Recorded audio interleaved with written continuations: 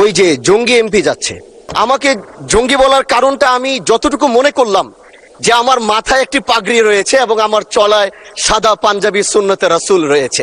আমি মনে করি আল্লাহ নবীর সুন্নত এবং এই পোশাক কোনোদিন জঙ্গির অ্যাসেম্বল হতে পারে না। জানো সবাই, মাননীয় সদস্য, বিষয়টি অবশ্যই অত্যন্ত দুঃখজনক। আমি আপনাকে অনুরোধ জানাবো, বিশেষ অধিকার প্রশ্নে আপনি এ ব্যাপারে একটি নোটিশ দেন, বিষয়টি আমরা বিবেচনা করব। মাননীয় স্পিকার, আপনাকে ধন্যবাদ। আমি প্রথমবার দাঁড়িয়ে কথা বলছি, আসলে এভাবে কথা বলতে চাইনি, চেয়েছিলাম যখন আমার সময় আসবে আনুষ্ঠানিকতার ভাবে একটু সুন্দরভাবে কথা বলবো।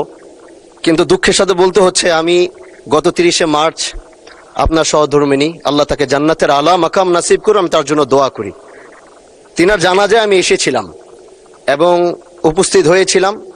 দক্ষিণ প্লাজা থেকে যখন আমি ভিতরে ঢুকবো, একদম কাছাকাছি পিছন থেকে কেউ একজন আমাকে সম্বোধন করছিল, ওই যে জঙ্গি এমপি যাচ্ছে। তো এই বিষয়টা আসলে এইভাবে আসতো না। তো একটু পর থেকে সোশ্যাল মিডিয়াতে দেখলাম যে এই বিষয়ে খুব লেখালেখি এবং এই ভিডিওটা নিয়ে খুব আলোচনা চলছে, যেটি জাতীয় সংসদের একজন রানিং এমপিকে সংসদের কাছে যখন জঙ্গি বলে সম্বোধন করা হয়, আর এটার জন্যে এই সংসদের মান ক্ষুণ্ণ হয়েছে আমি মনে করছি। এজন্য আমি আপনার কাছে একটি অনুরোধ করব, আমাকে জঙ্গি বলার কারণটা আমি যতটুকু মনে করলাম যে আমার মাথায় একটি পাগড়ি রয়েছে এবং আমার চলায় সাদা পাঞ্জাবি সুন্নতে রাসূল রয়েছে, এটার জন্য হয়তো তিনি আমাকে ওইভাবে জঙ্গি বলে সম্বোধন সে আমাকে করেছে। আমি মনে করি আল্লাহ নবীর সুন্নত এবং এই পোশাক কোনোদিন জঙ্গির অ্যাসেম্বল হতে পারে না। জানো সবাই, এই জন্য আমি আপনার কাছে একটি অনুরোধ করতে চাই, মাননীয় স্পিকার, আপনি সিসি ফুটেজ যেটি রয়েছে, আপনি যদি মাননীয় স্বরাষ্ট্র মন্ত্রী এবং সংসদের সার্জেন্ট অ্যাট আর্মসকে যদি আপনি একটু অনুরোধ করবেন বা তাদেরকে একটু নির্দেশ দিবেন যে কারা এই কাজটি করেছে।